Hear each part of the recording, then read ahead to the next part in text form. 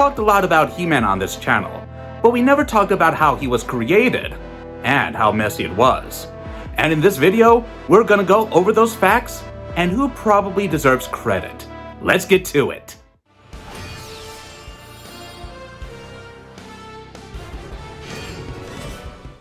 Hey guys, welcome back. He-Man reached its peak in 1986, when sales in the United States alone totaled roughly $400 million. Just 1 year later, that number had plummeted to around $7 million. One of the most dramatic collapses the toy industry has ever seen. But here's the strange truth almost none of us knew at the time. The people who actually built He-Man from the ground up spent years, and in some cases decades, fighting over one simple question. Who really made this? There is no clean answer. There is no single inventor sitting alone in a room who dreamed the whole thing up. What we have instead is a set of competing claims. A Mattel designer who says he pitched the concept, another who says the visual DNA was entirely his, and a marketing executive who believes the commercial vision was his alone. And above all of them, a corporation that owns every piece of it, yet has never formally credited any individual by name.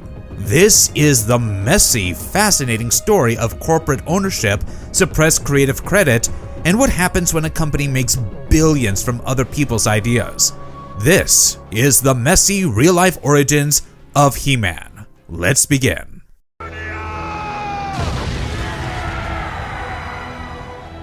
For starters, let's try to understand how we got here in the first place. For this, you have to start with the core names involved and what each one of them said they specifically contributed. The first major claimant is Roger Sweet. So, in the early 80s, Sweet was a senior designer at Mattel. He argues that the commercial concept of He-Man, which involves the actual pitch for a Barbarian Warrior toy line, originated with him. He wrote a book in 2005 called Mastering the Universe, He-Man and the Rise and Fall of a Billion-Dollar Idea, where he laid out his version of events in detail.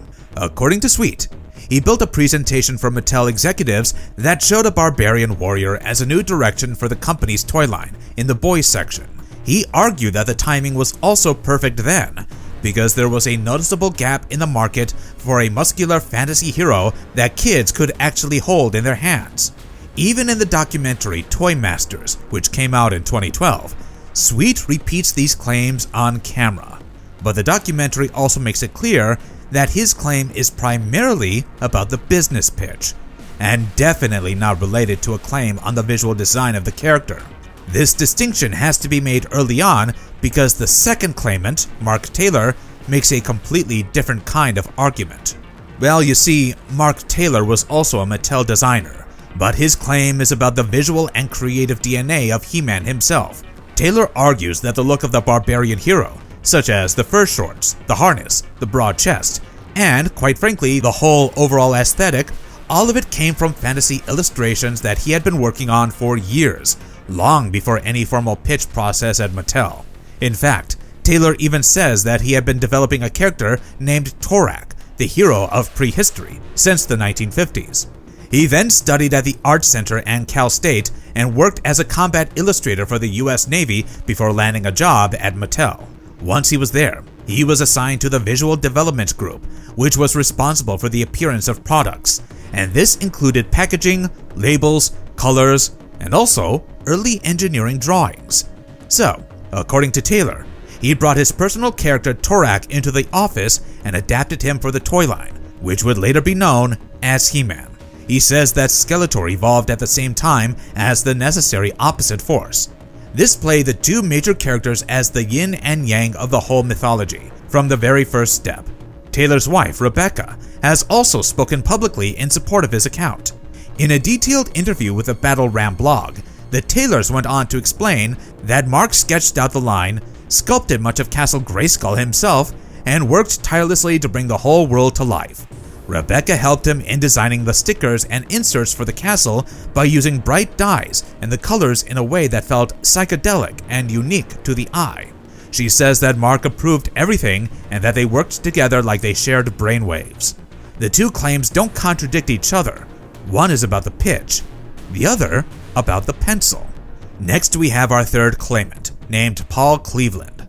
Cleveland was a vice president of marketing at Mattel, and his side of the argument says that the commercial vision for He-Man, which happened to include the marketing strategy, the product positioning, and the decision to push the franchise as a mass market phenomenon, all of those were his contributions. He believes that this makes him just as valid a claimant to the creation of He-Man as Sweet or Taylor. Cleveland represents the marketing layer, a third kind of authorship the other two claimants largely ignore. In Toy Masters, he appears as a primary interview subject, and he makes his case clearly and without apology. Now, on to the most important context for this entire story, and it seems rather simple. He-Man was created by Mattel employees on Mattel time using Mattel resources. That's it. Under standard work-for-hire employment law, the company owns the intellectual property regardless of who contributed in whatever creative sense. That is also why Roger Sweet, Mark Taylor, and Paul Cleveland never received royalties for their works. They could only fight for credit and recognition, but not for money or rights. Mattel, as a corporation, has historically not gone out of its way to credit individual designers by name. The official history of the franchise has tended to present He-Man as a Mattel creation, period. In a very well-known legal case, Mattel sued writer Donald Glut, who had written 4 mini-comics for the brand in 1981. Glut came forward decades later to say that he had created the characters and was entitled to copyright ownership for them. But Mattel argued that his work was done under a work-for-hire agreement and that he had waited far too long to make his claim. A federal judge agreed with Mattel by the end, and the ruling went in the company's favor. That case also shows just how aggressive Mattel was in protecting its ownership of the He-Man universe. But the irony at the very core of this whole story is kinda hard to miss. The people who actually made He-Man, unfortunately, cannot claim ownership of it, and can only fight over which of them deserves the credit, even though the company itself has never formally given it to anyone. Well, separate from the dispute regarding the toy design, there is also the question of He-Man's animated identity. This is where Lou Scheimer and the Filmation Studios team come into the picture. Filmation was the production company that made the cartoon, and their contribution is quite apart from anything the three Mattel claimants argue about. The cartoon totally transformed He-Man, which was initially just a simple toy, but was launched as the face of a whole newly developed mythology. Prince Adam, the secret identity, the complete world of Eternia, the lore of Castle Grayskull, the supporting cast of characters, the moral lesson at the end of every episode. All of this was built by the writers and producers at Filmation. In the documentary titled Power of Grayskull, which attempts the most balanced overview of the 3 major films on this subject, we see Scheimer's role, which is being treated with the respect it deserves. He even invited the filmmakers into his home and gave what is believed to be his last on-camera interview before he passed away. He and his daughter Erica sat for nearly 45 minutes of additional conversation that has yet to be fully released. So, without Filmation, He-Man might have been a decently successful toy line and probably nothing more outside of that. But it was the cartoon that solidified the toy, and that is a truth in itself. That is also much farther away from the 3-way He-Man dispute.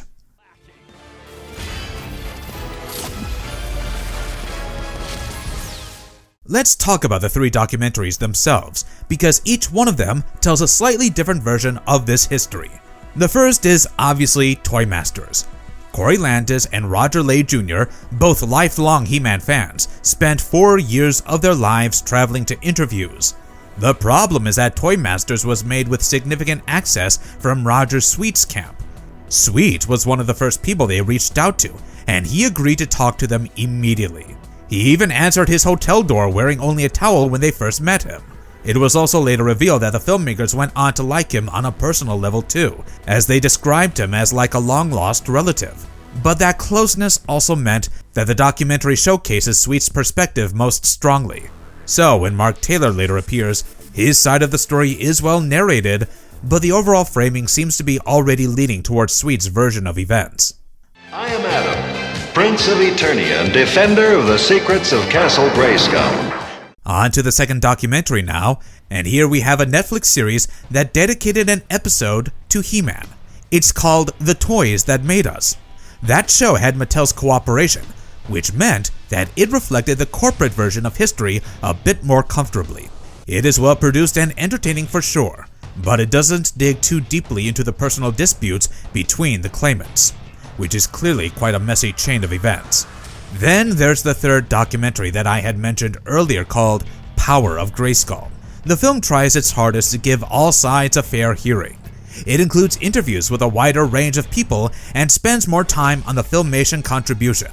But even that film cannot fully resolve the contradictions, because the contradictions are real. Some facts are agreed upon across all three documentaries. For example, everyone agrees that He-Man was a massive success and that its collapse in 1987 was shocking, and it happened unexpectedly fast. Everyone also agrees that Mattel owns the rights, along with the fact that the cartoon was essential to the toy's popularity.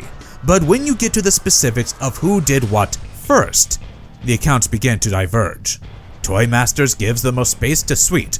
The Toys That Made Us smooths over the conflict in favor of maintaining a cleaner corporate narrative. And Power of Grayskull presents the disagreement among the claimants as unresolved and lets the audience decide. But I recommend you watch all three of them to get a better perspective of things on a larger scale, and to also understand that each film was shaped by who cooperated with it and who did not. Now, the human drama behind the cameras is just as interesting as what ended up on screen. The filmmakers of Toy Masters had a vision of bringing Roger Sweet and Mark Taylor together. They imagined creating this reunion of sorts, where the two men would stand in front of an audience of fans who adored what they had helped create. After the filmmakers showed an extended preview at the San Diego Comic-Con, the story got picked up everywhere. Roger Sweet saw the trailer and became upset that it made it look like both he and Mark Taylor had something to do with He-Man. When the filmmakers pointed out that both men did, in fact, have a lot to do with it, Sweet demanded to be involved in the editing. This was something the filmmakers refused by saying that allowing a subject to edit the documentary they were in would absolutely ruin the integrity of the film. But Sweet did not take this very well. He felt betrayed and stopped talking to them altogether. To this day, he pushes people away, holding on to a narrow view of how things happened. On the other hand, we have Mark Taylor, who, in contrast, lets everybody in. He is open and quite generous with his time, and also quick to praise the sculptors and painters he worked with. You cannot help but like this guy. The contrast between the two men is stunning to say the least, since this only adds a tinge of sadness to the whole affair. It is because they are really talented human beings with egos and memories, who also have a deep need to be recognized for work they did decades ago. But I often wonder about the part that was never resolved. In spite of 3 documentaries, Roger Sweet's book, decades of fan interest and journalism, there has been no formal definitive creator credit that has ever been issued by Mattel acknowledging any individual designer or executive as the creator of He-Man. The intellectual property is worth hundreds of millions, and possibly even billions if you count all the reboots, the Netflix series, the new movies, and even the endless reissues of action figures. The men who built it received no royalties and no formal creator credit anywhere in the franchise.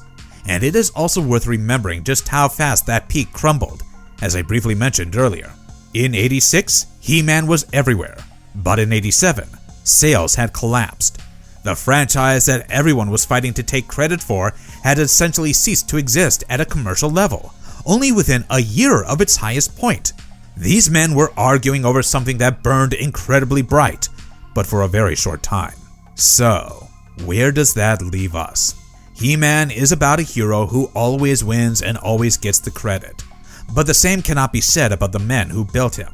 However, if I had to lean one way, it would be toward Mark Taylor. His fingerprints are all over the actual look and feel of the iconic concepts like He-Man, Skeletor, and Castle Grayskull. He brought a lifetime of fantasy art into a corporate toy company, and you can feel it in every sculpt. That doesn't make Sweet, Cleveland, or Scheimer lesser contributions. It's just that when I look at a He-Man figure, I see Taylor's pencil lines. The rest? Well, that's just the messy reality behind the hero we thought we knew. Let us know in the comments who you think deserves the creator title and why. Like, share, subscribe to our channel, and we'll see you in the next one.